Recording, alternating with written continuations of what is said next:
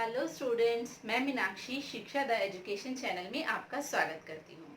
So today we are going to talk about a very important topic and that is vitamins. तो आज हम बात करने वाले हैं विटामिन्स के बारे में। हर कॉम्पिटिटिव एग्जाम्स के पॉइंट ऑफ व्यू से ये बहुत ही इम्पॉर्टेंट टॉपिक है।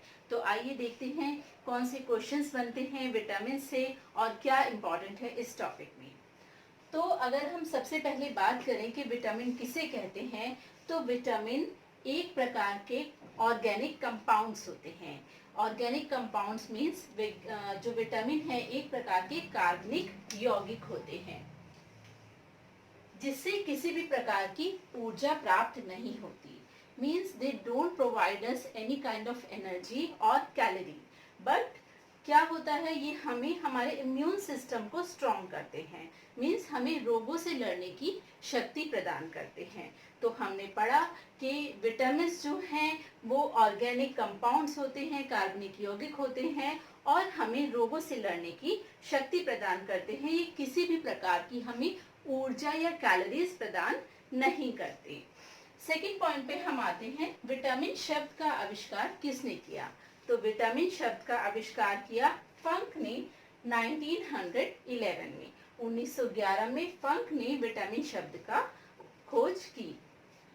अब विटामिन को टू पार्ट्स में बेसिकली डिवाइड किया गया है। ये जो टू पार्ट्स हैं ये हैं जल में घुलनशील विटामिन और वसा में घुलनशील vitamin. Means water सॉल्युएबल vitamin and fat सॉल्युएबल vitamin. तो वाटर सॉल्युएबल विटामिन अगर हम पहले देखें तो ये सिर्फ दो होते हैं। पानी में घुलनशील विटामिन सिर्फ दो होते हैं, ये आपको याद रखना है, विटामिन बी और विटामिन सी। और बाकी के जो बचे हुए विटामिन हैं they all are soluble in fat. वो सब वसा में घुलनशील विटामिन हैं और वो है विटामिन के, vitamin E, vitamin D, vitamin A. तो अगर हम इन विटामिन के इनिशियल्स को देखें तो क्या बना, के ई डी ए।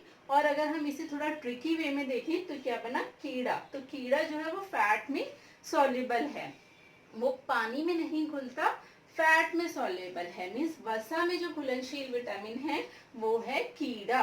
आप इसको इस ट्रिक के माध्यम से ध्यान में रख सकते हैं कि ये एक कीड़ा है और KEDA जो विटामिन है ये फैट में सॉल्युबल हैं। क्योंकि क्वेश्चंस ऑब्जेक्टिव्स में यही आता है कि इनमें से कौन से विटामिन जो हैं वो वसा में घुलनशील हैं या कौन से विटामिन जो हैं वो जल में घुलनशील हैं। तो KEDA विटामिन वसा में घुलनशील है और B और C विटामिन जल में घुलनशील है। अब इन्हीं विटामिन से रिलेटेड 2 पॉइंट्स और हैं जो कि एग्जाम्स में आते हैं। विटामिन B12 में कोबाल्ट पाया जाता है। तो क्वेश्चन ये बनता है कि कोबाल्ट किस विटामिन में पाया जाता है। तो कोबाल्ट पाया जाता है विटामिन B12 में। ये आपको ध्यान रखना है, विटामिन B12 में कोबाल्ट पाया जाता है। और विटामिन डी जो है वो हमें किससे प्राप्त होता है, सूर्य के प्रकाश से प्राप्त होता है। विटामिन डी हमें सूर्य के प्रकाश से प्राप्त होता है।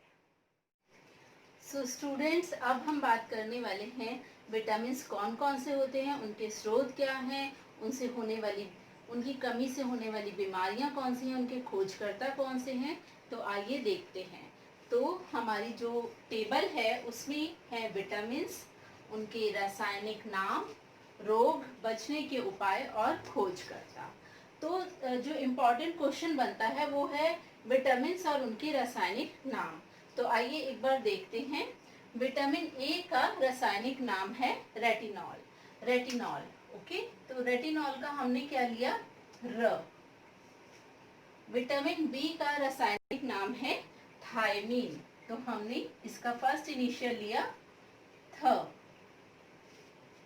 सी का रासायनिक नाम है एस्कॉर्बिक एसिड, इसका हमने फर्स्ट इनिशियल लिया ए। डी का रासायनिक नाम है कैल्सीफेरॉल, इसका हमने फर्स्ट इनिशियल लिया क। ई का रासायनिक नाम है टोकोफेरॉल, तो हमने फर्स्ट इनिशियल लिया ट। और के का रासायनिक नाम है फ्लोक्विनोन, तो इसका हमने फर्स्ट इनिशियल लिया फ। अब आप सोच रहे होंगे कि हमने ये फर्स्ट इनिशियल्स क्यों लिए हैं। ये फर्स्ट इनिशियल से हम एक ट्रिक बनाएंगे जिसकी हेल्प से हम जो भी विटामिन हैं उनके रासायनिक नामों को आसानी से याद रख सकते हैं। तो अगर हम इन इनिशियल्स को जोड़ेंगे तो क्या बनता है, देखिए, रथ पर एक टॉफी।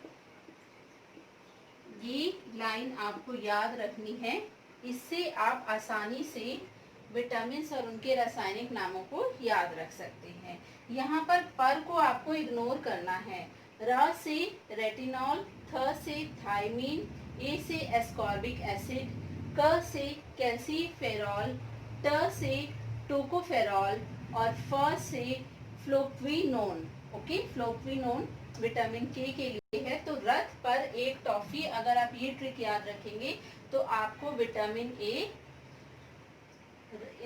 ए का रासायनिक नाम, विटामिन बी, ऐसे सीक्वेंस में आपको ये सारे याद हो जाएंगे। तो ये बहुत ही आसान है इसको याद रखना। अब हम आगे देखते हैं, क्योंकि ये सबसे इम्पोर्टेंट पार्ट होता है, इसे याद करना डिफिकल्ट होता है। बाकी का जो पार्ट है वो आपको इजीली लर्न हो जाएगा। तो अगर आप ये ट्रिक याद रखेंगे, रथ पर एक टॉफी, तो आपको रासायनिक नाम आसानी से याद हो जाएंगे। इससे अगर आप एक दो बार देख लेंगे तो बहुत इजीली आपको ये विटामिन के रासायनिक नाम लर्न हो जाएंगे। तो अब हम देखते हैं कि विटामिन ए की कमी से कौन से मेन रोग हम देख रहे हैं कि कौन से होते हैं। तो रतौंधी और विभिन्न प्रकार के संक्रमण जो हैं वो विटामिन ए की कमी से होते हैं। और इसे बचने के लिए हमें जो है वो मुख्य रूप से हमने यहाँ पर लिखा है पपीता और गाजर का प्रयोग करना चाहिए। पपीता और गाजर का प्रयोग करना चाहिए। मछली का तेल, दूध आदि ये भी, लेकिन ऑप्शन में अगर पपीता और गाजर है तो सबसे पहले आप विटामिन ए के स्रोतों के रूप में इसे ही लिखेंगे। विटामिन बी की कमी से होने वाला रोग है बेरी बेरी। बेरी बेरी और इसके जो स्रोत हैं वो है अनाज, मांस, दूध आदि। ठीक है। विटामिन सी की कमी से मुख्य जो रोग होता है वो है स्कर्वी और मसूड़ों संबंधी रोग।